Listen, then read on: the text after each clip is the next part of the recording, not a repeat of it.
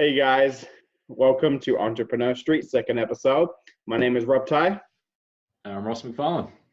And welcome guys. We are so excited to be back. I apologize, this is our second episode, but our first episode was about 2 weeks ago. So if you're listening on the Star Worldwide Network, or if you were on our Facebook page or our YouTube channel taking a view of our show, you'd notice there was a bit of a gap. That's because Ross decided to get sick. Yeah, it's pretty bad. I'm still kind of sniffling now, so my bad if midway you just hear this. Just Ross doing drugs. Yeah. Energy boost. But no, guys, I mean, we're excited to be back. This is a new show, and we were kind of figuring things out our first episode, audio and script. And this one, I just wanted to be a little bit more flowy. We're still going to drop some knowledge. We're still going to teach you some stuff because that's the point of the podcast. But we have been busy. I know Ross has been really busy. Ross, what have you been up to, Mr. New Owner or CEO of a new company? Thank you, my good sir. So basically I did a case study on my YouTube channel, and initially it was just a vlog about, because something I struggle with, I know a lot of business owners do, is trying to be a perfectionist, and certainly not to say that I'm perfect, far from it. I mean, look at all this. And everyone that's not watching the video, I just rub my belly. But basically, I wanted to do a case study to show that you don't have to have something perfect to take it to market. So in essence, it was an idea to market within 16 hours. Now, in saying that, even that didn't go perfectly, and it ended up taking me 2 days. But I just hustled for 16 hours for one day, and then for day 2, I basically repeated the process. So I started a new business. I'm now the CEO of Monopoly Group Media, which basically deals with automated lead generation. So we use chatbots to, in essence, capture potential people's or potential leads details, and then it funnels them through so you actually can filter the leads. So yeah, that's really what I've been spending most of my week on. And then ironically, for hustling out so much of those few days, in addition to the week I'd had, then I got sick. So then I couldn't do anything for 4 days. So it really was just such a waste of 4 days, but it is what it is. I know why you got sick. So guys, I want you to go to the Online Footprint Project. No, I just lied to you. The Niche Entrepreneur Group. And Ross actually has his video in there, his 20-minute long video case study. But I know why you got sick. It's because you went and got breakfast at McDonald's. And I've heard so many horror stories. Now, saying that, there's a McDonald's about 30 seconds from my house. 30 seconds walk, and I drive there, right? That's terrible. Yeah. It's terrible. I drive to McDonald's and it's 30 seconds away. But I've heard so many horror stories of what they do with the food. So yeah. I have a feeling that has something to do with it. That's probably, I think every time we eat like a sausage McMuffin, it brings our immune system down a little bit. It's not the copious amount of sugar, it's all the pubes you find in your burger. That's what it is.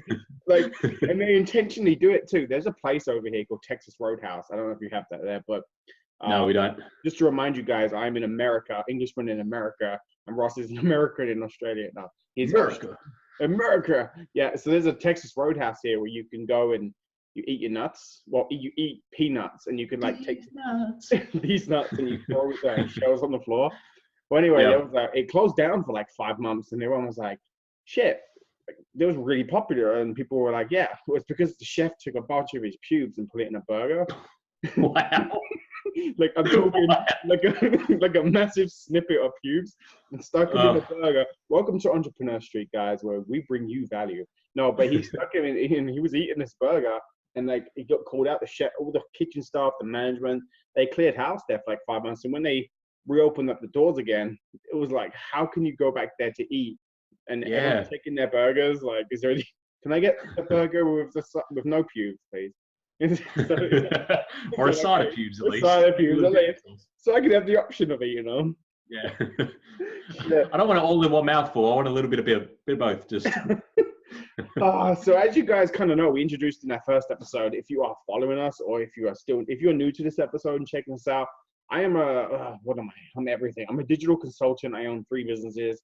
I own a marketing company, and I consult with many different people in startup worlds. And Ross is he's got his own digital company now doing bots, and we've just been crazy busy. I know that when we're trying to set up this show, we're trying to bring you much value, but we were saying today is that the structure of this show is a little weak, so we're just going to wing it as much as we can and drop just live value to you guys, because we have been so busy. Russ has been sick, starting his company. But you got to check out his video. And Russ, I want you to post the link. That's right, on our YouTube page and page. Well, it's actually on my YouTube channel, but yeah, I can definitely post it on our YouTube as well, because I just figured it's good. I'm in the comments to watch it. I called it, I think it was like shameful McDonald's plus case study of idea to market in 2 days. Yeah, Something and like so, like the first 4 minutes is him waking up. You actually see him in the shower. There's no pubes. I tell you what, episode one. Wait. Hold on. There's no pubes. Did you shave it? Well, I am, but I mean, like, you don't see anything there. Like, it's, it's just a photo of my face, just because I wake up and I basically I'm so tired because the night before I only had about 5 hours sleep. And then you basically see me where I'm saying that. I needed to get a coffee in me. I needed some greasy food because I had a few beers beforehand that night before.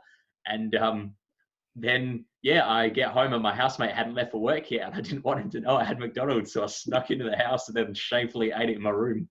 What do you have? So tell me, walk me through this. He is your roommate and you walk in housemate, housemate. Yeah, roommate, housemate.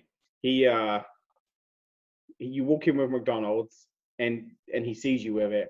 Like, what would have happened? All it would be is just this guilt trip. I just see this, oh, he's got himself some McDonald's.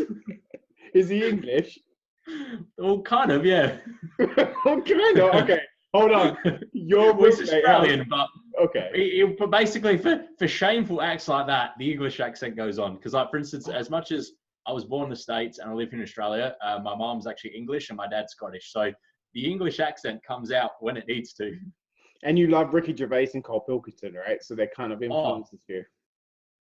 Well, I wouldn't say they influence me, but I guess, yeah, in a way they do, because like the shit they go on about is so funny. And like this, I guess, I will agree to that, because the one podcast I want to do, which I haven't done yet, is a very similar thing to the Ricky Gervais show, which I don't want to rip off. It's just my friend Bill is my own Carl Pilkington. I know. I remember you. So I'm not ripping anyone off. It's just Bill is Bill.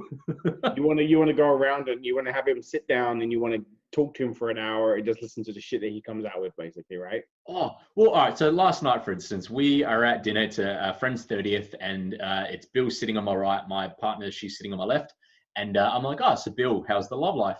He goes, oh yeah, really good. I was like, oh, really? Like, there's a love life, excellent. All right, so I'm enthralled already. So I'm listening. He goes, yeah. So I went on this date with this girl, and it was a really good date. So we talked about what chips are best. So KFC or Hungry Jack's, those sort of things. I'm like, all right. And he said, yeah. Oh, but it gets better. I'm like, go on then. He goes, oh, so we walked around and it was late, and I locked my car in the garage. So we had to walk to her car, but then she lost her car. I was like, all right then. What's the punchline? He goes, oh, that was the date. I'm like, all right. Yeah. And he goes, all right, so I've had 4 dates with this girl now. So I'm like, all right, I'll stop you there though. I'll listen to the second story of the date, but I'm putting a line through that. I don't want to hear 3 and 4. Yeah, no. Yeah. Tell me no more. Yeah. And then he's like, oh, well, we went for a walk along the beach. It was really nice. I'm like, mate, why are you walking all of a sudden? Like, why have you not been walking for 30 years of your life? Like, what's going on? Oh, my wife says that to me all the time. When we go, like, when we get time alone, when I'm not working, the kids are at home. Yeah, like when we're not. Shit. Ross drinks from his. What cup's that? Batman cup? Yeah, I actually got this at Movie World. It's my Batman cup. So on the other side, it's basically all the characters, and then the handles are half bat for those that are listening through iTunes. Yeah, and the ones that want to see the Batman cup, check us out on Entrepreneur Street Facebook page, and also go to our YouTube channel, which I'm trying to figure out. It's supposed to be YouTube/Entrepreneur Street. That didn't work. No, you need to get 100. Basically, you need to get 100 subscribers first, and then you can have your own custom URL. So, speaking of which, if you guys can search me on YouTube, I'm at like half of that. So, I'd love to be able to claim my custom URL. So, just that would be so appreciated. Yeah, we'll plug everything in here. So here's the thing, guys. We've got multiple projects going on. We do Entrepreneur Street because me and Ross have the same. We have the same personality in a sense. We make each other laugh. We like to talk about the same stuff. We can get serious when we need to get serious, and we can have a laugh. Just like our first episode, go on to the StarWorldWideNetwork.com. These are the people we're doing this for. We got a nice show on there, new listeners. We had so many downloads. I'm not allowed to say how many, just so you know, but we had a lot of downloads right now for our first ever show, and I really appreciate the follow. So if you're on the Star Wars Network, blind in. If you want to see the video, go ahead and over to our Facebook page, and there'll be some links on there and stuff too. But I don't know where I was going with this, but I was just kind of, but we do so many things. Have so many things going on. We have so many things going on. It's like had to keep track. But so today's episode is going to be a little bit unstructured. Next week's episode, I mean, if you listen to our first one, we talk about the business buzz. It's going to be a little bit more structured. Today, it's just going to be like dropping some knowledge, learning about some stuff, having a laugh with us. If you understand technology, this is a great show for you. Obviously, we're hosting a technology show. And Ross, I'm going to hand it over to you to discuss how easy it was for us to get on recording tonight. All right. Well, I mean, first though, we probably should have started with this, is that we have a wicked guest coming on. Oh, shit, yeah. By the way, he had the #4 self-help podcast in the world. So we probably should have opened with that. So really appreciative of Justin coming on. So later on in the episode, Justin will be on. Justin Schenck. Yeah, so just letting everyone know. So typically when you have amazing guests, you start off with that. But yeah, so just I guess with how unstructured this is, that's how it's going to be.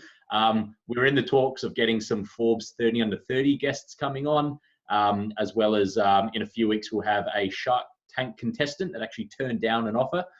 So that's a really interesting story in itself as well. Now he works at Wendy's. He works at McDonald's. Yeah. We go from superstar to he's the guy that put the pubes in Ross's. Oh shit. So technology wise, let me tell you guys, we were supposed to connect 9 o'clock in the evening my time. So if you're watching the video, it's dark outside. Ross is light outside because he's in Australia. Ross is actually in Wednesday right now, right? He's double checking. Hang on. Yeah, Wednesday. Yeah, sorry, Wednesday the 21st of March. He's in Wednesday right now. It's crazy. It's really bad. Normally by Thursday it happens, whereas just I'll lose track of what date is. And then this is a usual thing for you. Well, it's only been happening lately because I've got so many more things piled on now because I just keep adding more things to my business plate that by Thursday I kind of just lose track of what day it is, which is pretty bad. But then like last week, for instance, because my friend wants to get into become a fireman, and you need to do the beep test, which is for those that don't know what the beep test is, it's basically a timed beep. So beep once, and they got to run from one end to the other, and you just keep doing that back and forth, kind of like a lot of little sprints. And we've decided every Thursday I'll go out with him, and that way motivates him to do it. Plus I'm unfit piece of shit, so it'll help me get my fitness back as well.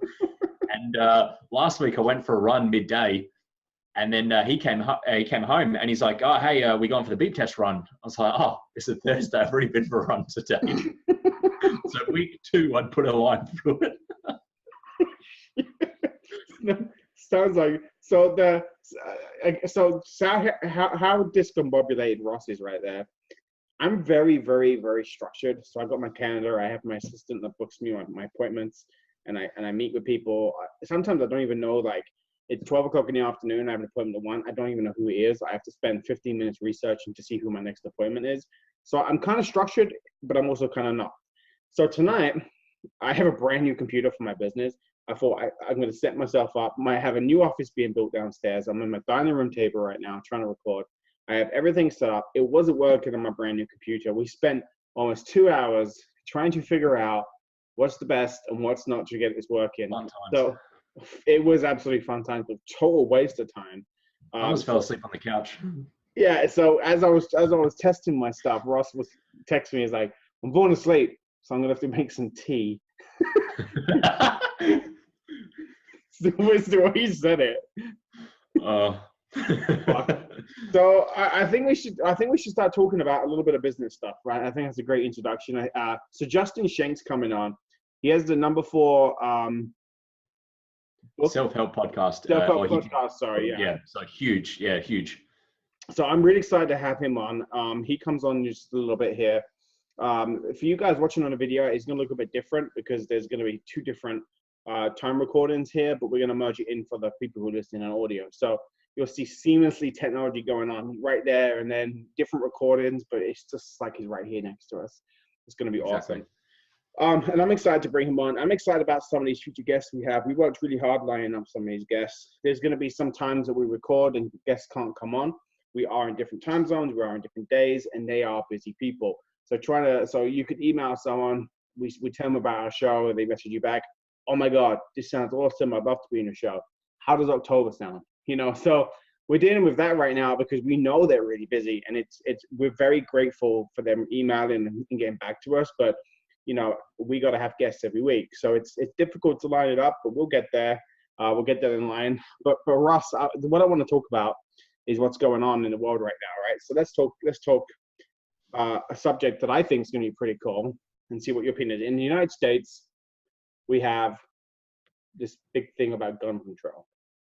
So gun control is something that people are voting on right now, whether they want it. Kids are walking out of schools, right?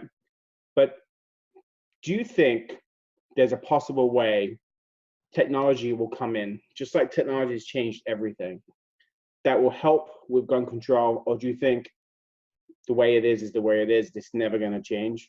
What I mean by technology is do you think that people will be able to track gun owners with technology? Do you think if some company is going to come up and say, hey guys, we have an idea. Here's a sensor that you put into your AK-47. The moment you leave your house with it, we track it. Like, do you think there's going to be technology one day that will come out and fix this so people get to keep their guns? Or do you think that no one's going to invest the money into this? Look, I think there would be, and I think that this is probably one of those questions that I could have invested a little bit of thought into prior. But with today being so unstructured, this is literally on the spot. So I mean, just so thanks, Rob. You're welcome, man. About like what's currently going on with some technologies already exist, and I guess it begins with, and because in the States as well, like it's really difficult because with what's going on with gun control in the States in comparison to say Australia, the system is so much different, where we're like very rare you'll see anyone with guns here in Australia, just because there's not an emphasis on it. Like, you want to feel protected in your own home, but in essence that starts out on the street, whereas in the States and I completely understand the right to hold arms, but at the same time, like it's getting out of control, and bad people are going to do bad things regardless. But if there's less of a facilitation for people to do things like that, then there's going to be less chances. So I think it will be a fantastic idea if companies can come up with ways to, in essence, monitor this more, and no doubt in one facet or another that will occur. And as I said, if I could have invested a little bit of thought into this, then I really could have come up with a well-articulated response. But I still think that there are ways now that can be used to monitor that. But I mean, really, then the question arises of, well, where do you draw the line? Because personally, I think that, especially from an Australian standpoint, where the guns really don't have much of an emphasis, like you don't need a gun here. Like there's police carry guns, and you can have a firearms license, and as long as your gun is locked in a case and the bullets are locked in a separate place, then that's okay. But I mean, there's no need to have a rifle walking around, whereas it's perfectly legal to carry many different firearms just down the street in the States. And I personally don't agree with that. I don't think there's a need for that.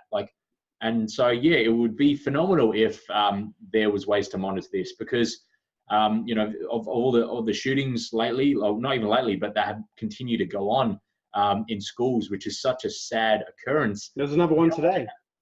Sorry? There was another one today. Fuck yeah! Well, there you go. Like exactly, and it's a case of like schools shouldn't need to have metal detectors. I understand in certain socioeconomic areas there will be metal detectors and things like that. But for high-end places, there doesn't need to be. But unfortunately, they're coming away like that. Yeah, man. I think with Silicon Valley, with billions and billions of dollars, people are trying to figure out to be the next social media. Fucking invent something that can attach itself to a gun, and GPS location is on those guns constantly. The moment they get taken off, just like a tag, when someone has a tag around their leg, the moment a GPS is deactivated, they send the police around. The moment anything happens, because they don't know who the gun owner is. I mean, guys, if you're listening, whoever's listening, we had over 30,000 views. There's someone out there that's smart enough that may have some money. There's someone out there. Hello? I thought we were, I thought we weren't supposed to discuss the viewers. Yeah, no. What I mean is that like individually for different things, but like I know that total with our subscribers, we've had over 30,000. You know, and there's not an exact number, and you're like laughing, but anyway, there's someone out there that's got to be able to do this. I work with startups every day, and I hear so many phenomenal ideas, but no one's coming to me saying, "What about if we built a GPS tracking system, a microchip?" Now, I bought a wallet with one in. I can go to my app on my phone, and I can find my wallet. You know what I mean? Like that's insane. If I can do that, I can do that to a fucking gun. And there should be more control power. You want an AK-47 or an AR-15, whatever you have.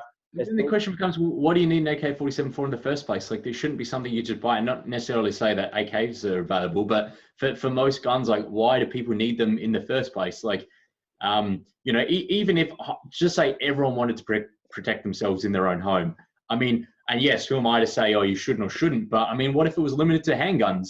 I mean, then you wouldn't be having people, at absolute worst, it would be, you know, 8 shots. Or, you know, however much a handgun can hold, you know, like, and yes, I know they can be doctored so you can have super long extensions and all this sort of shit. But I mean, really, like, why do these guns even need to be on the streets in the first place? Like, people shouldn't be leaving the house with the guns because they shouldn't need to have them. And you know what's going to be funny? People who listen to this, I apologize that I'm a British person living in America and I have an opinion because I'm not American. And Ross has an opinion because he's Australian, but he is technically born here. I want to say this up front on a sincere note. I hate what's going on, but I have 3 children, American children, that come home and tell me every week they practice for gun safety to figure out that there's someone going in their class, what they're supposed to do if there's a mass shooting going on, how do they protect themselves. It is absolutely insane. And I hate it. It's a big topic, and we're kind of like, I remember when we started this episode, I said to Ross, "No, we're gonna have fun on this episode. This is gonna be," and we just turned around and fucked it up. But you know, it's quite a massive topic right now. And we're a business podcast. I mean, the government makes money, people are making money, stock trading. You know, I think this is a huge topic, and we'll change it in a second. But I want to tell you guys, if there's anyone out there, over 30,000 people who might listen to this show, might possibly. If you're thinking about creating a business, tracking system for guns, man. Take it to your government, take it to your senators. I bet you make a killing doing it. It's a cash cow. Moving on, I think it's a good time to bring in our guest, Justin Schenck. Hey everybody, so Justin has just joined us, so super excited. Justin, thank you so much for joining us today. So Justin Schenck, everybody, or Schenck, basically Inc.com said that he was one of the top 8 podcasts to follow in 2018. And at one point he had the number 4 podcast in the world for self-help. So super excited for Justin to come on today. So yeah, Justin, thanks for joining us. Yeah, man. Thank you so much. Like, you introducing me sounds so much fancier than anybody here in America. So I'm just going to take you with me wherever I go, and you can introduce me to every stage across the country. I think that would be amazing. Man, I'm happy to do that. I was watching A Knight's Tale the other week, and yeah, it's basically, I don't know, random segue, but yeah, the guy that does the intro for him, he just wouldn't shut the fuck up, and I was like, perfect, I'm going to do that. No, man, it was good. I appreciate that. Yeah, thanks for having me on the show, guys. Like, you guys are doing some cool stuff here, and I know you guys just started, but it seems like it's going really well, so it's exciting. Yeah, thank you. So, Rob, if you want to lead us in, we can basically get things up and running. Yeah, so here's the deal. We create this podcast, and we said we are going to get the best of the best, of the best of the best to come on, and we want to talk to them, right? So when Russ brought me your profile, I looked at it and was like, oh, man, this guy knows his stuff. And when I say knows his stuff, I delved deep enough into your profile to be dangerous, but I'd like you to take me through your journey a little bit. There's some people that are going to find you here through our page and find you on our radio show that don't really, you know, this is going to be the first introduction to you, and it's all about you, right? We wanted you on for a reason. The floor is yours. Take me back to when you were born. No, take me back to when you first, like when it first clicked in your head that, shit, this is going well for me. This is something. And what was you doing at the time that happened? Yeah, dude.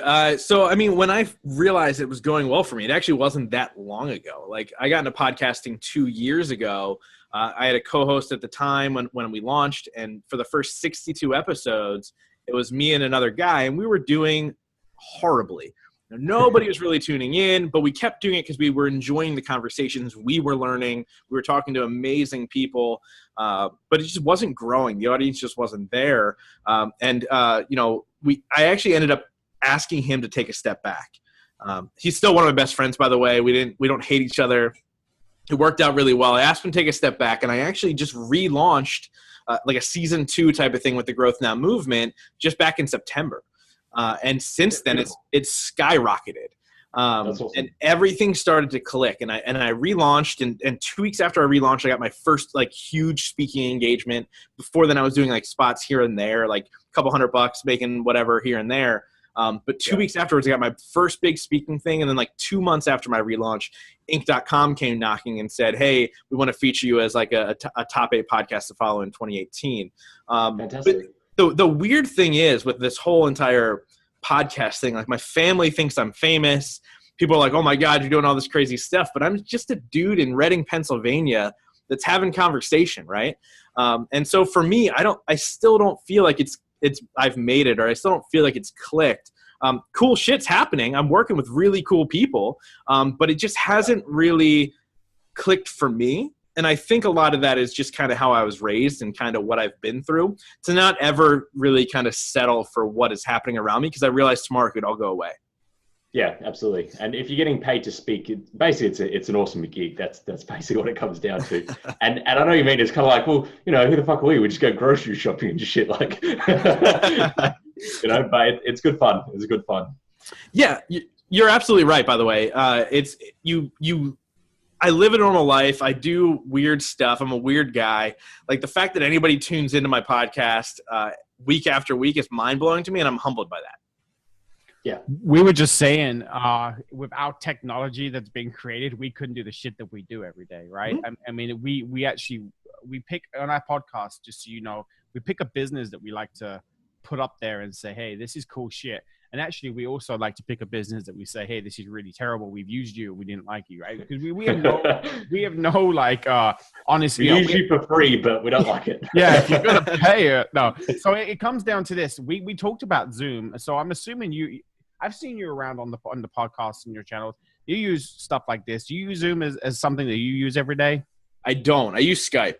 So I use Skype, and I use an app that I think I paid like $20 for. I think it's like somebody just told me it's $40 now. It's called Ecamm.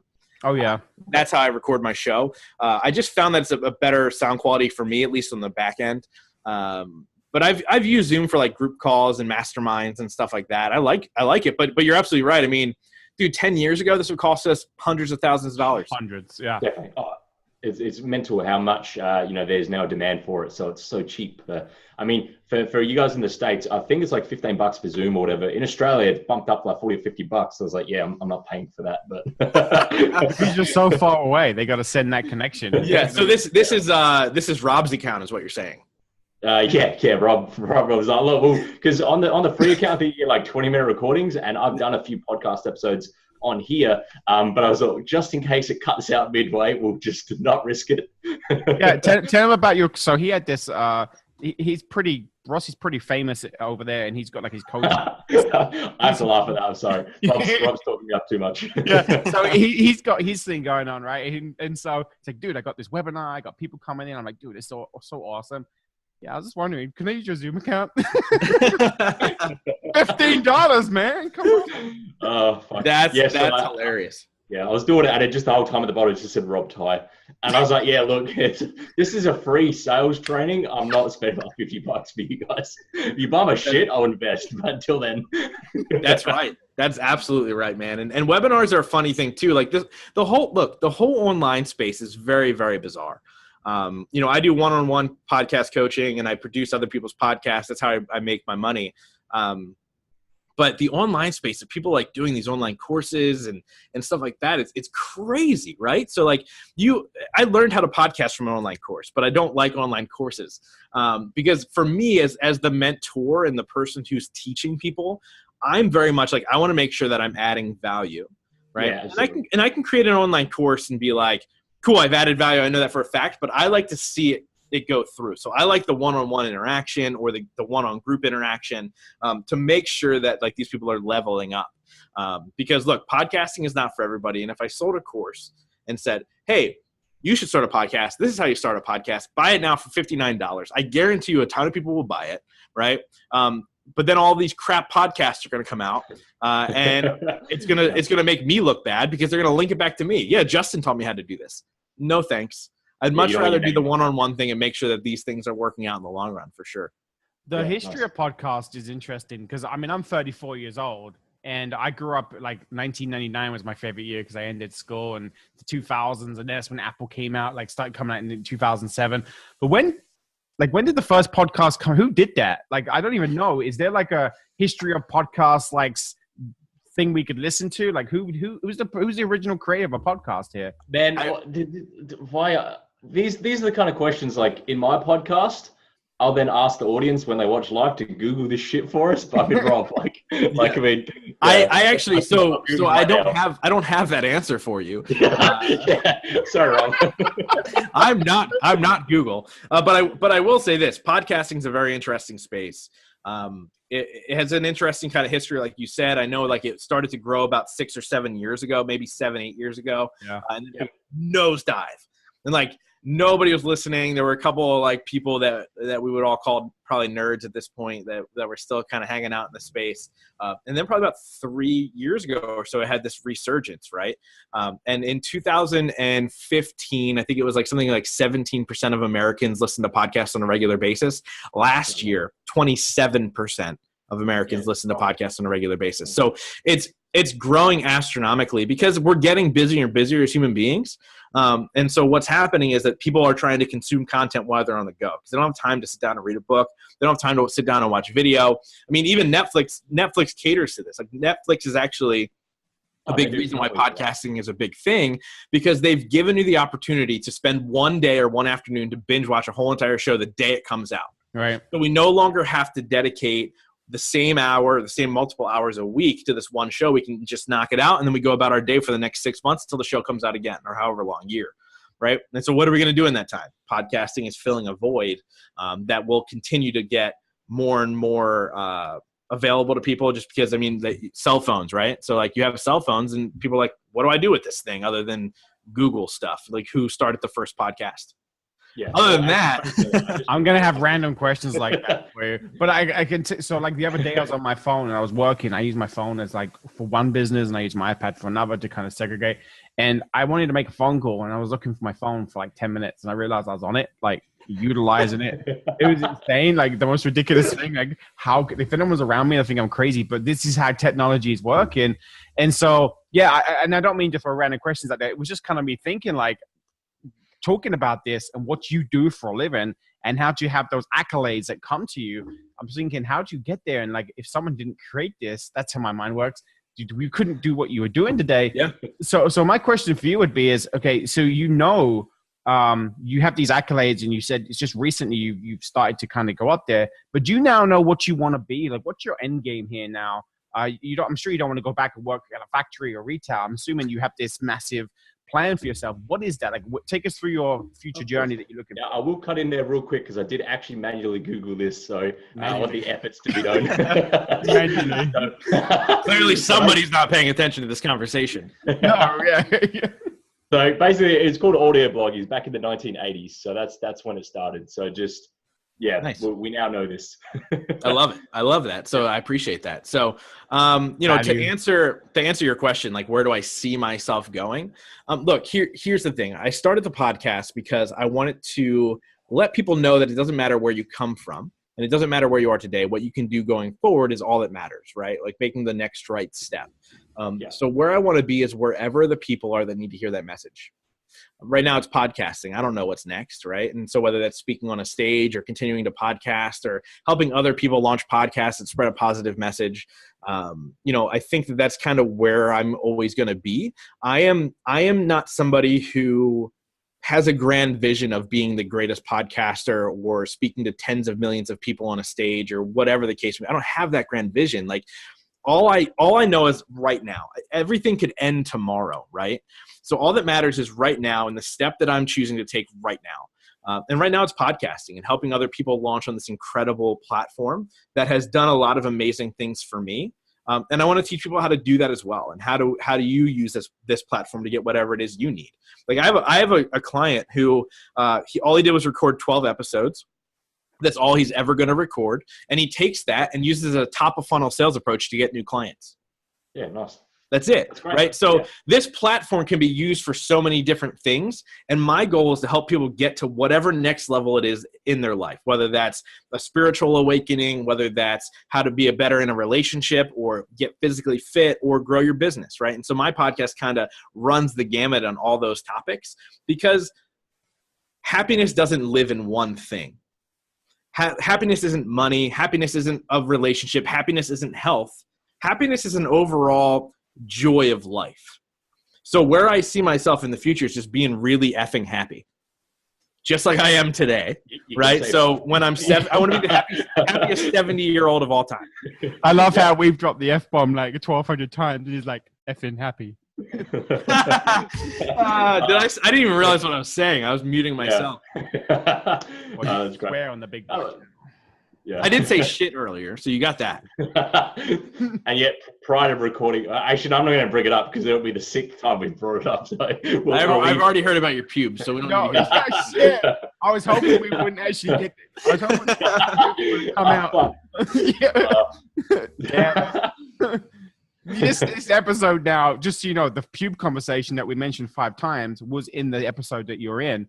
So now we're looking at 6. So we're trying to keep it was a combination of episode 1 and 2. So we really, Rob, we got to stop. We got to make different segues and just. Yeah. So I'm curious here. Who's your favorite? Like, who's your client that you basically want to meet with and talk to? Who's your ideal client for people out there that are listening that stumble upon this to find you? If they want to reach out to you, how do you know it's a fit? Like, who do you need to help? Yeah, man. So, I say to everybody, hey, look, if you're ready to start a podcast and you're not quite there, reach out to me and let's have a conversation and see if it makes sense. I'm not afraid to tell somebody, no, you shouldn't have a podcast. I've done it over and over and over again. But yeah, reach out and just see if that's something that your message kind of correlates. Like I won't work with people whose messages don't make sense. Like there's a lot of people that come to me and say, they're like, I want to do a podcast because I like purple potatoes. And so I'm going to do this show about it. And I'm like, I'm not going to be a part of that because that's not going anywhere, right? So if you have a real vision of what you want to do with your show, what you want to do with your podcast, reach out. Let's have a conversation. That part's free, right? We'll have a 20-minute conversation and see if it makes sense. So that's one ideal client. Let me help you build that platform. And then other people are somebody goes, I'm too busy to do the back end work. I would love to help people like that, right? Cool. And then also people who want to grow their audience. And so this is kind of a cool little. I'll try and make it as short as possible. I know we only have X amount of time, but I have a client who. I started coaching him. I don't do any of the back end work for him. And I started coaching him and he had a podcast that the name didn't make sense. Like his joke is like my mom, my wife, and my 2 dogs were my only listeners. And within 3 months of working together, we rebranded, reworked the show, blah, blah, blah. And he went from like probably 30, 40 downloads an episode. He's now a top ranked podcast in his category.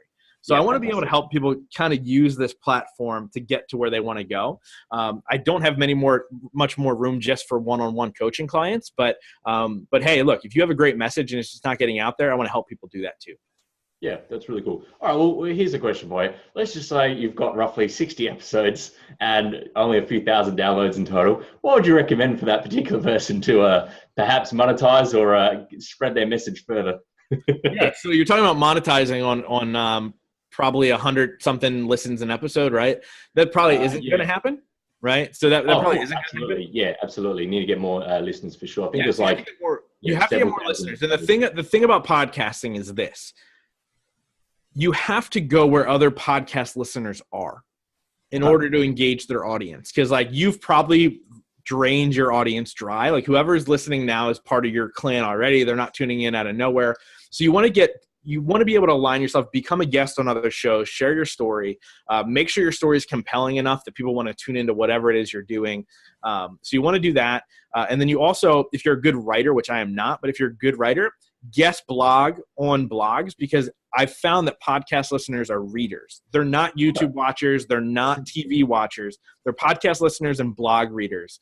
And so that's kind of where you want to live, and that's where you want to deliver your content into other people's audiences, so you're attracting them into what you're doing. And just be real, be giving, give as much as you possibly can, and people will come. Makes sense. Yeah, good. Because I'm a big fan of leveraging other people's audiences. So, every time we have guests on or I have guests on my show, it's always a case of, here's your episode to share out. So I'm a big fan of doing that. Yeah. How often do they share it out? Well, I try to get every guest to do it, but it's whether or not they do take that up or not. But it's like, here's your episode. So it's always a positive if they can. Yeah, for sure. There's a way to get them to share it too. I can share that with you off the record. Awesome. You're a champion. Thanks, Justin.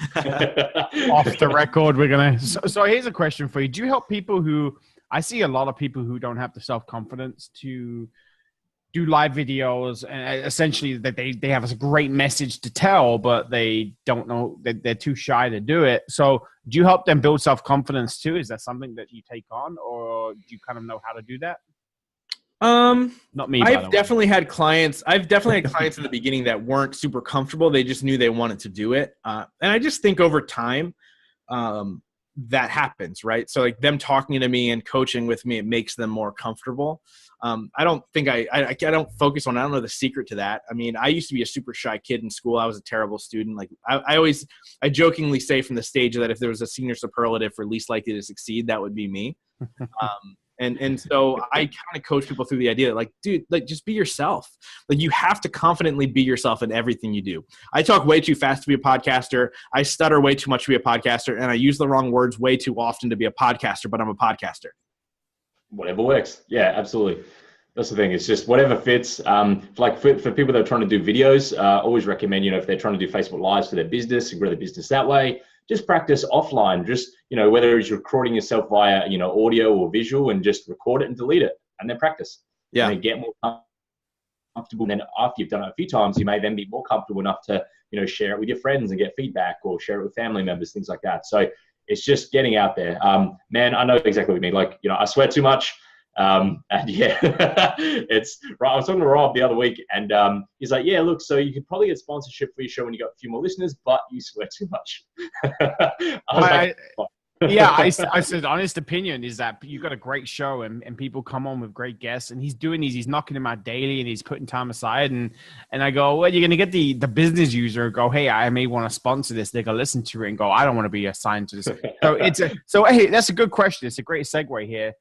If would you recommend, like, we don't give a shit because we're on a Starboard or a network that they allow this, and it's not going to matter for us at all. And actually, the people that I have interested in sponsorship don't really give a shit about it, as long as we got the great message, which is us being us, right? But if someone was to come to you and say, hey, I'm going to swear versus I'm not going to swear, what's your recommendation on that as someone who's doing a podcast who swears? If you swear when you talk in real life, swear on your show. Like, that's just how it is. I mean, and I think Gary, if you guys know who Gary Vee is, but if you follow Gary Vee at all, that guy curses more than anybody I've ever seen in my life, other than one guy. There's a guy, he's behind me somewhere, Fabio Viviani.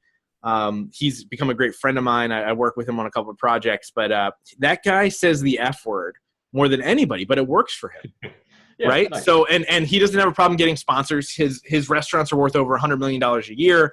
It's just how it is. I mean, he was on I set him up with one of my clients, and he was a guest on his show, and it was a 34-minute interview. He said the F word 28 times. Fact. I love it. Yeah. My client texted me. He goes, over under 12 F words. And I go, over, hands down. And he doubled it. So yeah, it was pretty funny, but yeah, man, look, here's the deal. If you curse in real life, curse on your show. Be authentic. Don't try and be something that you're not. There's a reason that you want to be an entrepreneur, and that's so for somebody else not to tell you what to do, right? So go be yourself, and what needs to happen will happen. Like, dude, if I curse, which I do, it's not excessive for me, and I don't mind cursing, but like, I curse. And if somebody goes, oh, I want to pull my sponsorship because he said the F word, fuck you. Like, I'm not like, okay, cool. Go ahead. Like, you're not sponsoring me then, right? You're sponsoring this concept that's not me, and I don't want to be a part of it. Yeah, exactly. It's not a right fit. It's 100%. Well said. See, Gary Vee is a major. So, like, I have two influencers. Mark Zuckerberg. There's a reason for it because I've been doing this for 6 years. So 6 years, I have great businesses. I've done very well. I invest in businesses. I help startups grow. I've helped over 77 startups become something. So I've got a pretty good record, right? So I sit there and go, I've been influencing for quite a while, but I don't call myself an influencer. I fucking hate that word. I say, go find an influencer and find that person. And I think I even mentioned it on this show. But bottom line is, I used to say, you do you all the time. You do you. It used to be my saying. And then all of a sudden, like, Gary Vee comes out with you do you, and then has like the Gary Vee. And then I said it to someone, and some guy goes, oh yeah, you just copying Gary now. I'm like, fuck you. He took my saying. I know from it. He could have been saying it. Now he's like, he has like a guy like D-Rock or douchebag, whatever his name is, following him around with like a camera like all the time. And then he posts that shit.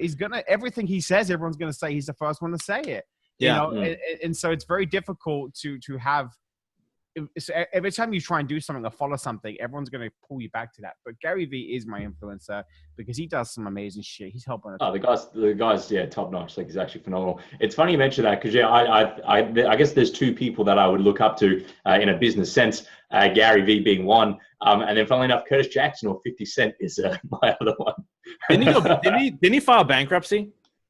He did, but that was just because he had to pay some chick because he released a porn video of her without her permission, and so he filed for bankruptcy to try and get out of paying her. So you learn not to do that in your future. Don't release that porn video. So they looked into it and they're like, yeah, so you're not bankrupt at all. Like, you need to pay.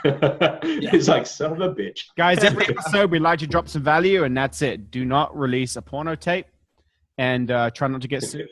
You're welcome. Yeah. Welcome, America. Get it in writing that it's your property, and then release.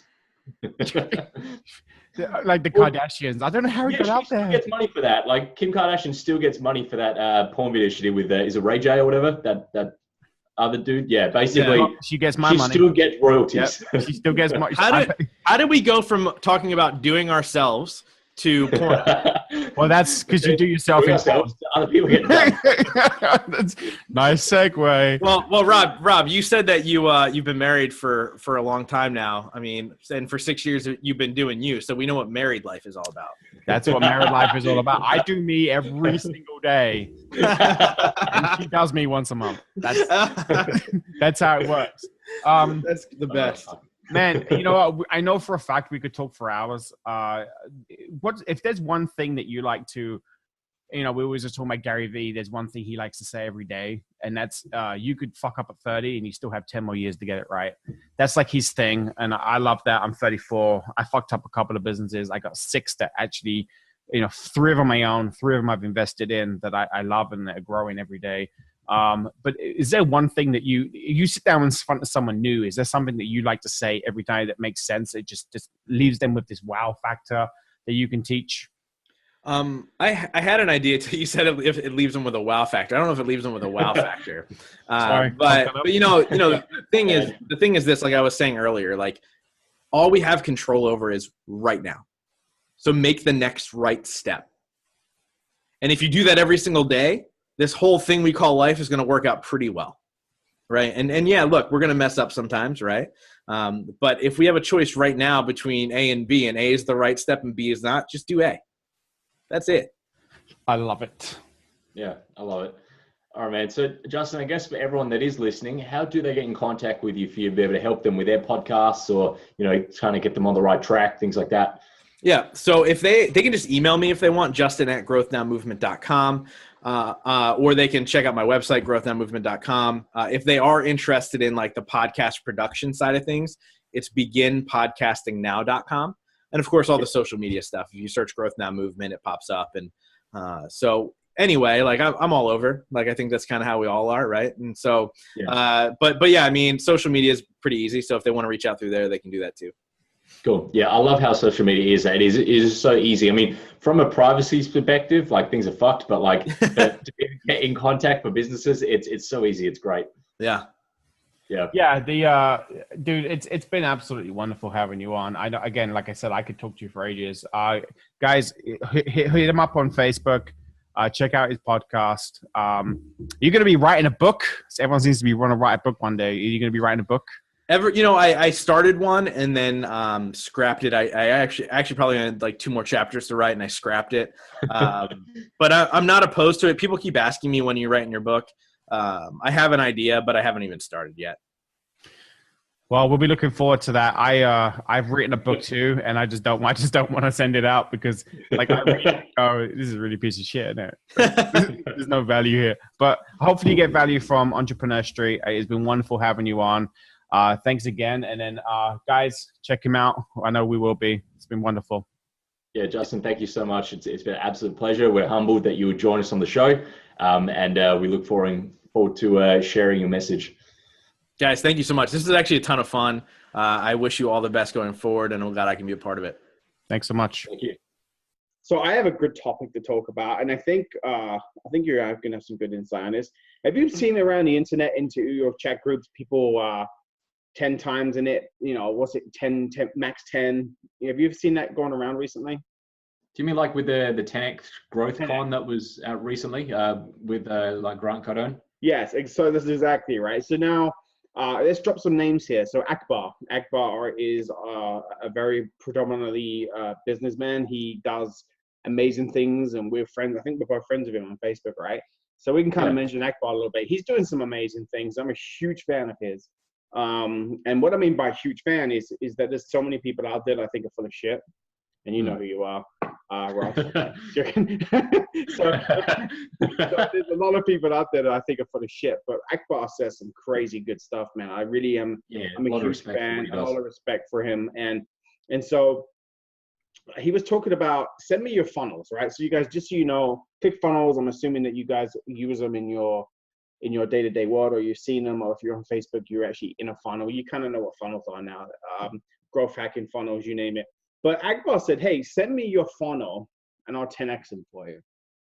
And I was like, hey, that's pretty cool, because he was doing that shit for free, right? So he wasn't even like, hey, send me money, I'll take a look. And there's people out there that say, hey, give me $5,000 and I'll look at your ad copy for you. There are people out there that do that. But he was like, I'm going to 10X it. Before Grant Cardone's 10X, which got you a lot of traction, which is awesome. And I'm not a huge fan of Grant Cardone either, but there's a few people out there that I really attach myself to. He's not one of them, but I really liked what he did.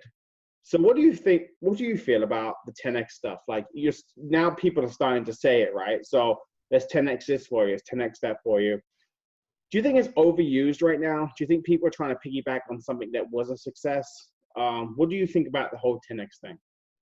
I mean, if you're piggybacking off of something that's already been done, I mean, you will get some result, but you won't get the same result. But it really comes down to the person that's offering to do that, because if it is someone that hasn't, like a perfect example, for instance, I had someone cold message me just the other day, because on Facebook, you can have at max 5,000 friends. And someone messaged me cold the other day and they're like, hey, I can see your profile, you're starting to get a bit of traction. Do you want me to help you get 5,000 Facebook friends?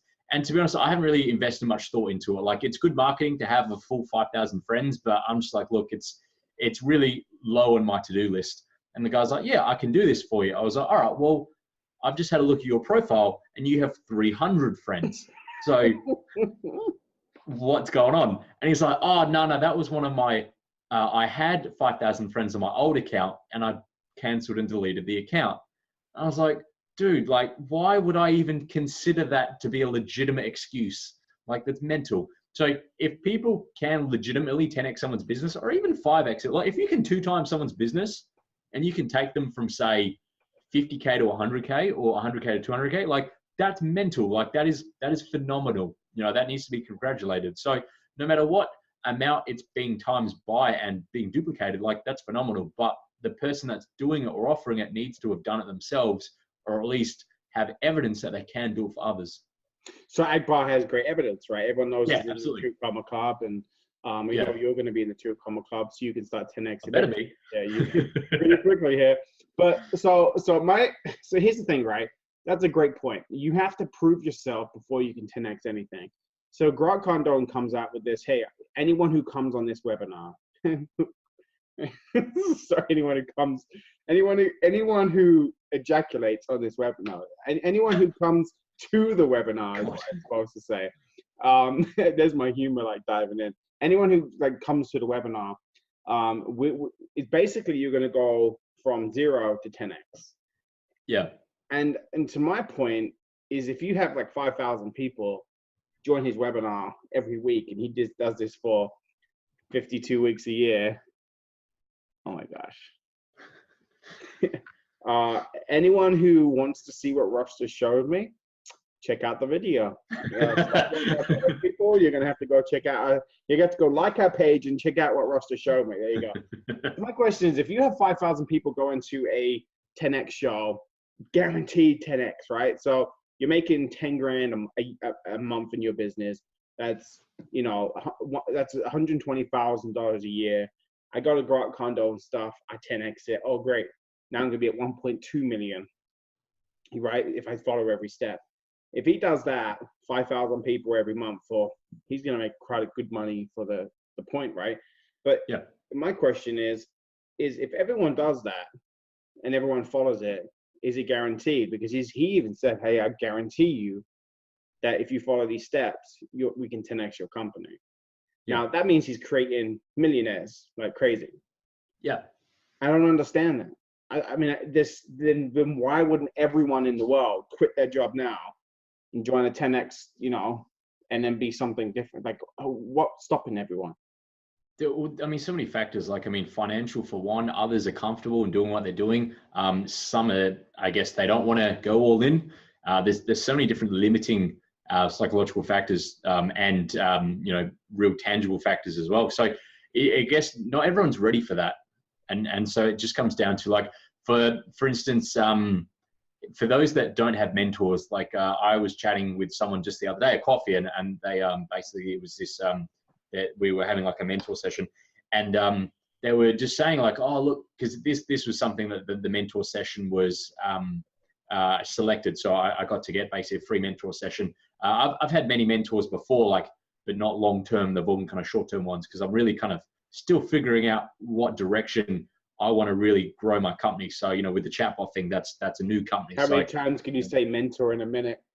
But you said it like 10x. Oh shit. But yeah, I mean, and basically, like, he was saying, oh look, you know, I don't know what your thoughts are on this, but when I did this mentoring program, you know, I wasn't that big on it. And I was like, no, I'm the opposite. Like, I'm very open to it because I think it's a phenomenal thing. Yet not many people really understand the exceptional value you can get from actually having a sit down with someone, actually going through what they've done in the past. So yeah, not everyone's ready for that. Not everyone is a believer, and not everyone, because there's so many scams and there's so much shit out there that, you know, it's very easy for people to say, oh yeah, make, you know, do what I did and make, you know, X amount of dollars in X amount of weeks or months or years.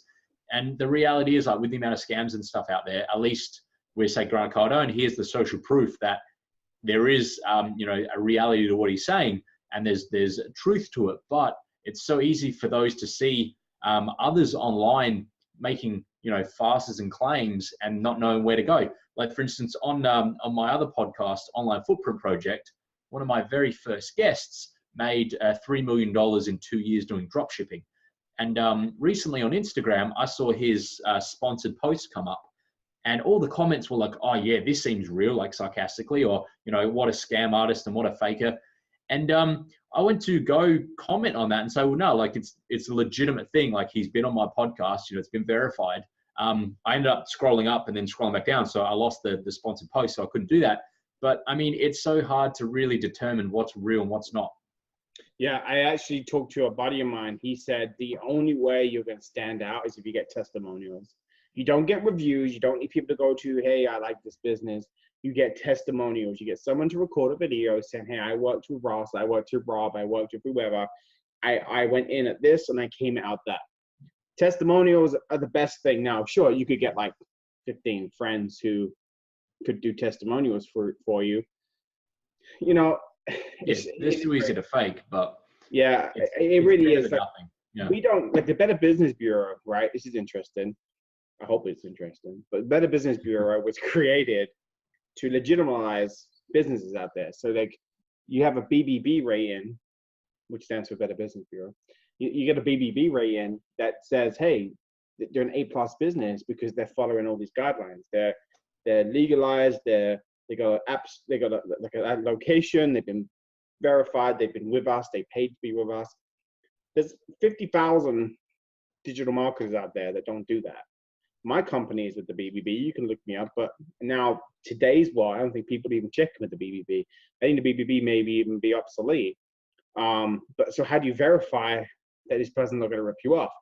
This is what I say. If you're going to mentor someone, they should offer you a free 20-minute call to get to know them, because you shouldn't have to say, right, I'll mentor you for $150 for the hour, but I need you to pay me before we talk. What should happen is you should meet that person for 20 minutes, do a little like slide contract, say, hey, I want to hire you for a mentor. We're going to do 10 sessions, $150 a pop. You can schedule them at any time. And at the end of that 10 sessions, I'll shoot you a receipt to say that you've committed to your 10 sessions, right? That is what should be done, because people aren't really doing that anymore. And so they'll come on board, like I'll spend an hour with someone. They'll go, yeah, great. I'll be like, okay, here's my PayPal information, or here's just how you pay me. Oh, yeah, so I'll get that to you. Oh, that's right, I don't have a PayPal account set up. I got to connect it to my bank account. So then they got to do the 2 test deposits, and then you don't hear from them anymore. So you gotta verify and protect yourself a little bit. So back to the Grant Cardone stuff. I believe that he is the man to take your business and 10x it, because he came up with this. It's obviously been tested. But if you go onto his Facebook Lives, he's sitting there slicing cake. He's eating a piece of cake. He goes back and eats more. He's swearing like crazy. I can guarantee you I can fucking 10x your business. You sign up now. Tickets are going. And people are just commenting hundreds upon hundreds. Yeah, I just bought your tickets. I just bought your tickets. And so on a 10-minute Facebook Live, he could sell 10,000 tickets at $10,000 a piece. He knows he's just made himself $5 million in a space of 10 minutes. How does someone, so talking about Akbar, he's in the 2 Comma Club. When he goes live, he has maybe 17 and maybe 20 people that view him. If he was to do that and say, hey, I'm going to 10x your business, do you think he would have a success because he's been proven? Do you think the proven thing is what sells tickets?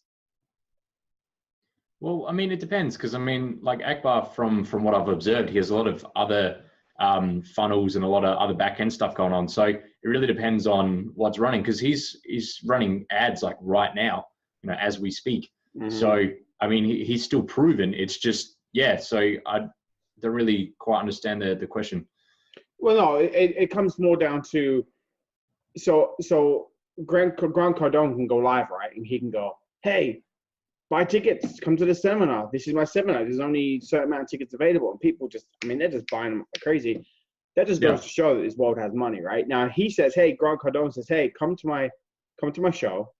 I guarantee you for $5,000, I'll 10x your business.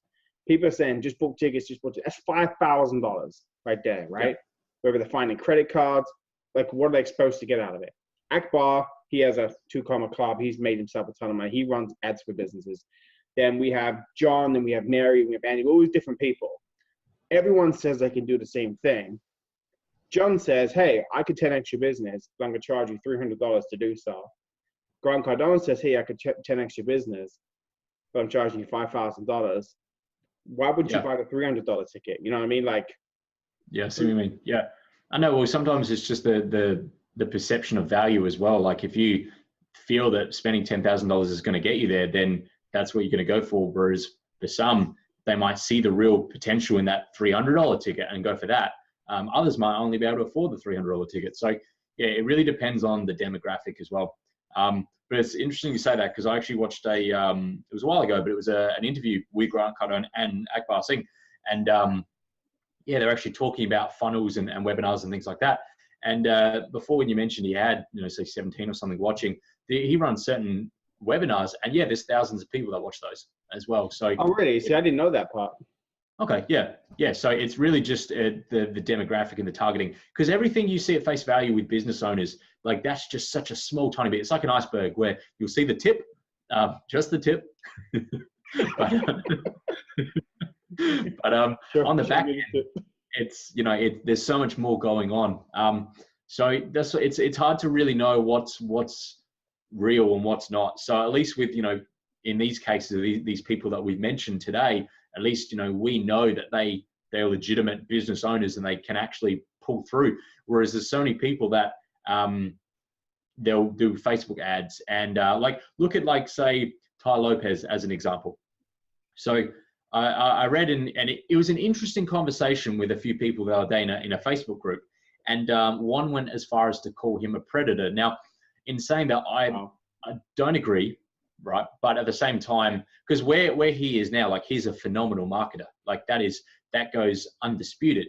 However, the context was that his demographic is more so children, or was when he first began, and it was more a case of targeting those that want quick money.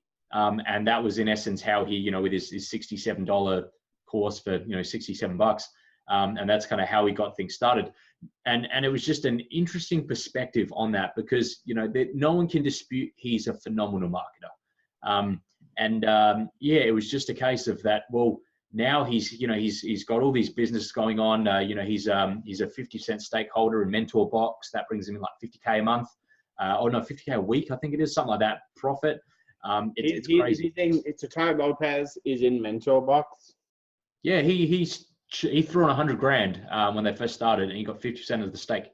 And it was interesting because they once interviewed him, and he's like, "Oh, well, look, I've got all these things that I have my name on, but actually I'm a part of, but I don't put my name on it, so that way it can sell itself. It's not a case of this is Ty's product, and that's why it sells." But then at the same time, I could hear one of his team members in the back afterwards having this revelation, and they're like, "How is it that people don't know you have your name on these things? We actually need to, get your name out there more." So it's just a case of like, you just don't know when people start off, like where they are in their business, basically. All these different levels, and there is many predators out there. I think it's a terrible word to call someone. Yeah, absolutely. Absolutely. I think he's a phenomenal marketer. I think what he's done is absolutely great. I don't disagree that one of his demographics was younger generations that needed to get quick money. I don't disagree to that, but it was a very harsh perspective on the subject. I'm interested here. I might actually do something on our Facebook page where I create a little poll and just have some names out there and tell me what you think about them. Because it's interesting to find people's opinions. We can't have a phone.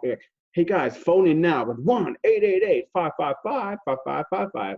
I'd love people to be able to call in right now and say, hey, tell me your opinion on this. But I love to give everyone the benefit of the doubt. The only way I don't want to talk to someone is if I truly know. Like you hear stuff about Dan Henry too, but I'm a fan. I go on his videos and I listen to what he says, and there's a lot of value he gives. And he's not asking me for anything. He's just giving value. And I believe if someone spends the time to do that, they got to be all right. You know what I mean? Because they teach this. So like I said, people call me an influencer when I talk to them. Oh, you're such a good influencer. I appreciate you. No, I'm a mentor. I'm actually going to teach you stuff that I believe will help you because I've actually done it and failed. But if I don't know, then I'm going to say, hey, hit this guy up or hit this person up or follow this person. Because no, I don't want to be titled as that. And there's a reason for it. Because everything that I believe that I go into and try and help with, I've done myself. That's it. So all I'm doing is giving you my experience. I believe an influencer researches and follows and learns from other people and kind of gives that information back. So there's a lot of people that come on live and say, hey, I got a good idea for you. And they'll kind of rehash something that someone else just said, but in their own little way. I just go on my lives and be like, hey guys, don't fucking do this because I just spent 6 months in this thing and I lost a ton of money and it didn't work for me. So that's the difference between me and someone else like that too. But I appreciate, I kind of put you on the spot a little bit there on some of this stuff and you kind of like, well, I don't really understand the question and some of it, but I feel kind of shitty doing it that way. Look, at the end of the day, it's just it's a fun conversation, and if it's a point of interest, then it's just something to talk about, really. Yeah. So in our first episode, guys, we talked about Zoom. I think we did about 7 to 10 minutes on Zoom. We talked about Zoom. Yeah, we thought it'd be a really good thing just to basically review a business each week that we actually use in our every day to day, because for a lot out there, many business owners don't necessarily leverage the tools that they can just because they don't know about them. So sometimes it's good just to get someone else's perspective on business and how they run things. on the back end? Yeah, I mean, I'm a huge fan of Zoom. I'm a huge fan. I've been a huge fan of technology that we use. I think we'll continue to record on Zoom. I think we'll continue to record. So just so you know, guys, we actually we fucked up a little bit in our first episode because it was our first episode. We were a little nervous, and we wanted to give Zoom a really big up. So we're gonna recorrect that today, and I want to give a shout out to Eric Yoon. Eric Yoon is the CEO of Zoom. He is a phenomenal guy, and the reason I say that is because Skype was my main go-to product to communicate and mentor people and speak to family across the world. And like someone like you, Ross, I'd be on Skype, right? Skype failed me so many times. I just didn't enjoy it. It felt like, okay, this is the only option I have. And FaceTime came around, and everyone had to have an Apple product. Then, I just didn't like everything. Zoom came about, and I bought into it right away. And it has not failed me once. So Eric Yoon, hopefully I pronounced that correctly.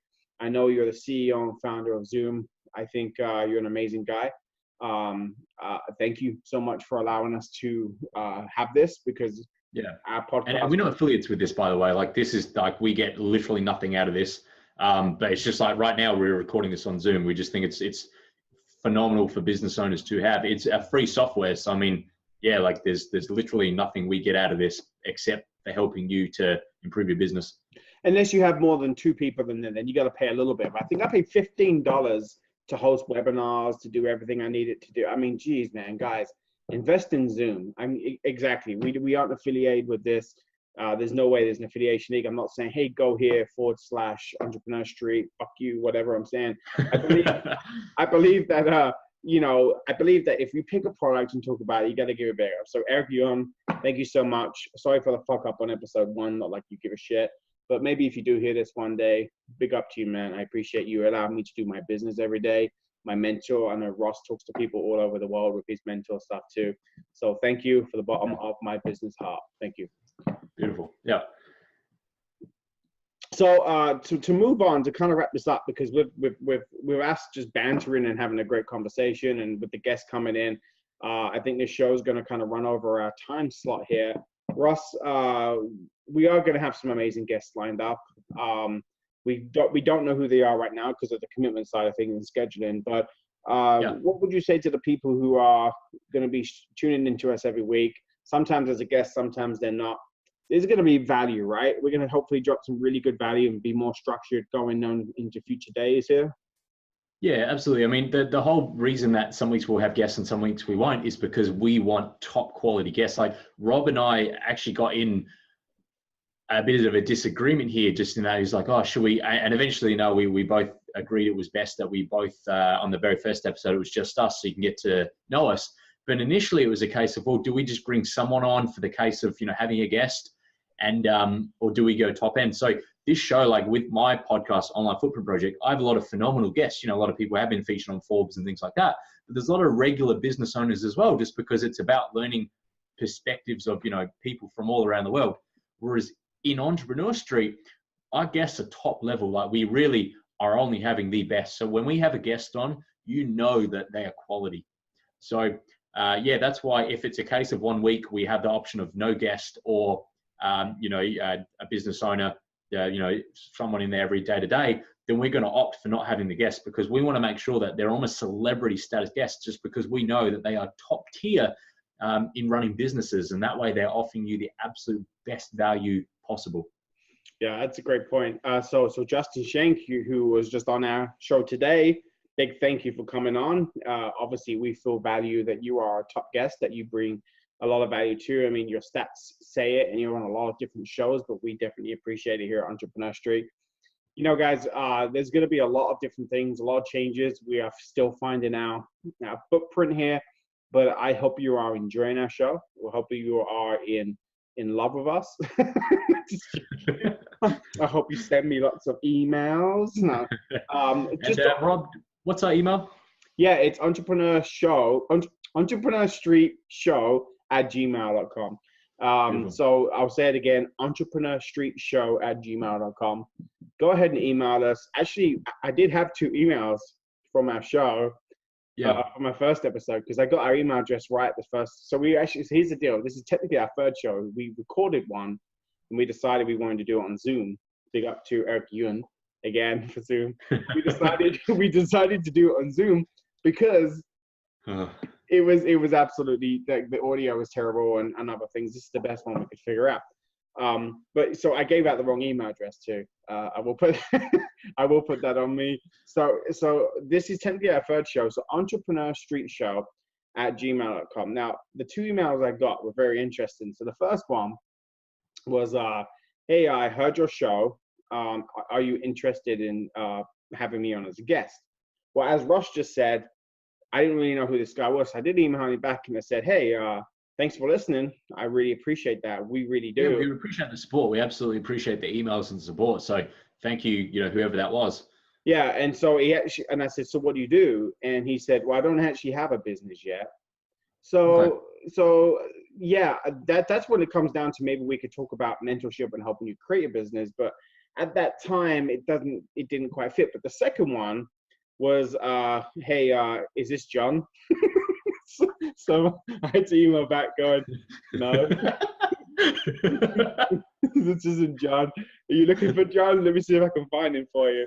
But yeah, it was a great turnout. So thanks so much for the email addresses there. But no, there's been some cool stuff, but I thought I'd bring those up. These are two notable for me to stand out to, because I woke up and I saw, boom, inbox, 2 emails, Entrepreneur Street.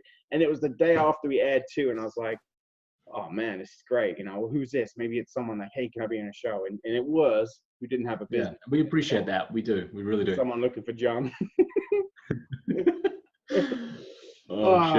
Or any word of wisdom before we wrap this up? Well, yeah, look, I figured, Rob, I did quite like that last week we did review a business, as much as we kind of just retouched on Zoom this week. I actually did like that. So I figured just for something to wrap it up, for business owners out there that do have an online component, I'd like to quickly talk to you about Stripe before we get going. Now, what Stripe is it's a payment gateway, very similar to PayPal. However, PayPal is really catered towards the customer experience. By customer, not necessarily, us as the user, as the business owner, but more so those that are buying our product or our service. That's what I mean by customer in this relation. So whereas with Stripe, it's more catered towards the business owner, because if that makes sense, basically is, say we're business owners, we're A, and then the people that buy our shit, they're B. That's all you have to say. So basically the reason I want to bring this up is because Stripe is great, because there was an interesting conversation the other day where I was having a conversation with someone, and they have a store where they sell a lot on their the Shopify store, and they're linked to PayPal and they're linked to Stripe. And PayPal actually decided to put their account on hold. Now, it's very common for PayPal to put accounts on hold for up to 30% if it's quite a large amount going through. However, they then decided to hold 100% of their earnings. So they're holding over 100K worth of the person's money. And I didn't know that was something that's allowed. And in PayPal's terms and conditions, it said that they hold the right to do that in case any business owners are putting stress on their infrastructure. So basically, you're going to get penalized by doing well.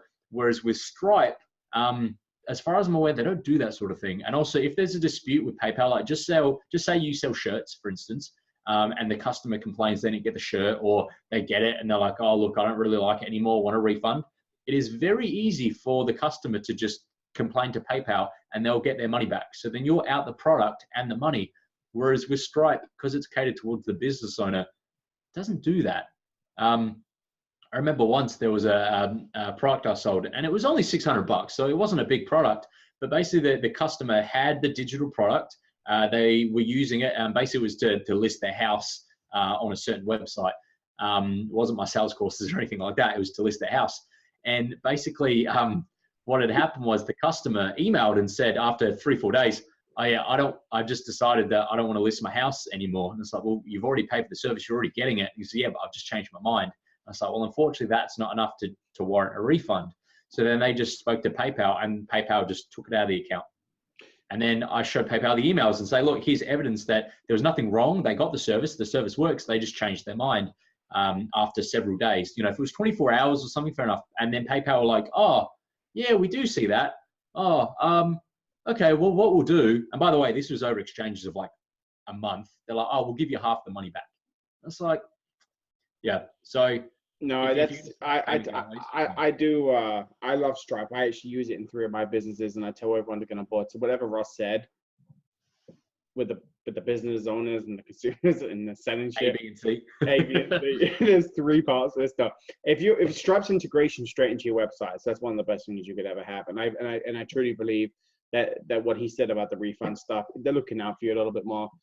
If you have something in there for your terms and conditions, Stripe will say, send me something so I can back this up. You send it to them, they say, right, we're here for you. We don't really give a shit about the consumer. We're here for the business. You're the ones that are paying for us. You know, we're making the money with you guys. So Stripe. So yeah, let me tell you something about Stripe though. So I integrated Stripe into a website, and I thought to myself, this is so scary because it's the first time I'm doing it.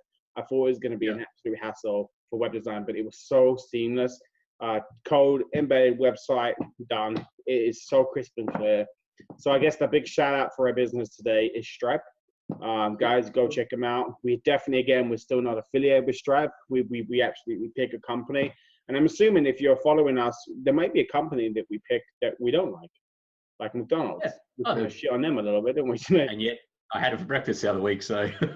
I'm going to go tomorrow to have breakfast because you made me hungry for a sausage. Yeah. Well, but no, we'll be honest. Like we'll pick businesses that we like or we don't like. And Rob, just to touch on your point before about, you know, with Stripe kind of be like, oh, you know, just we'll take your money. Like I believe that's a good thing because it puts trust in the business owners, because PayPal, it's as if they're saying, we don't trust the business owners. We're just assuming you guys are going to do the wrong thing from day one. So we're going to look out for the consumer from the very beginning. Whereas with Stripe, there's more of that trust where it's a case of the business owners are going to do the right thing. So if they say that something's amiss, we're going to take their word for it unless there's documentation otherwise. So I really like that. Stripe charges the business owner, right? And PayPal charges the consumer. So that's kind of why I think that's why it's that way, right? Yeah, true. But at the same time, it's like, well, if I know my business is, you know, the payments are in good hands, then I'm happy to pay that little bit more. And the fees structure is actually very similar. Yeah, I think it's like 2.85% or something. Guys, check it out in your country, wherever you're listening, whether it's digital on our website, on our Facebook page or YouTube, or if you're listening at the Star Water Network, check it out. Stripe, stripe.co, stripe.com. I can't remember. But we'll drop some links in here for you guys to take a look at. But this show wasn't very structured. I appreciate you being a part of it. But I can tell you right now, I had a blast. I always have a blast doing this. It was fun. We didn't give a big shout out to Winton, guys. Winton is in the background for the Star Wars Network people. Check out our website so you can take a look at Winton. Actually, I think what we should do is take a picture of Winton and post him on our page. And say, he's basically our mascot, our sponsor. He's going to be in every episode. So technically it's a threesome. It's three people hosting this show, and Winton is silently in the background with his wine. 2 people and a chimp. All right, we're going to end it right there. Well, it's just two really hairy people and Rob. Yeah, no. So again, if you want to see Ross's face and see what he looks like, check us out. He is a hairy man. And yeah, I'm clean shaven today. So Teen Wolf over there I think you shave in the morning, and by the next morning you have like a shadow, or you have kind of like a. Well, there's already kind of a shadow now, and it's only 3 p.m. So I've only shaved like 6 hours ago or something. Wow. Yeah. See what I have going on right now. Check me out.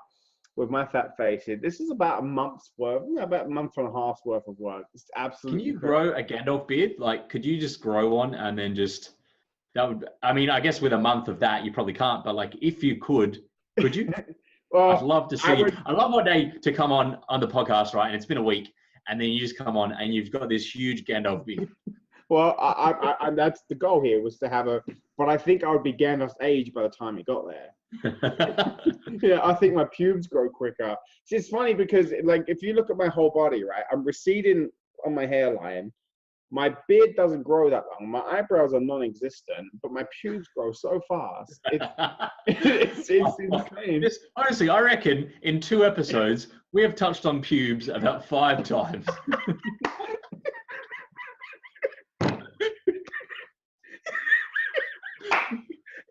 on your views. All right, guys. Shit. Let's wrap that up. Have a good day, guys. We'll catch you on the next one. Bye. Thank you for tuning in. We appreciate you investing your time with us.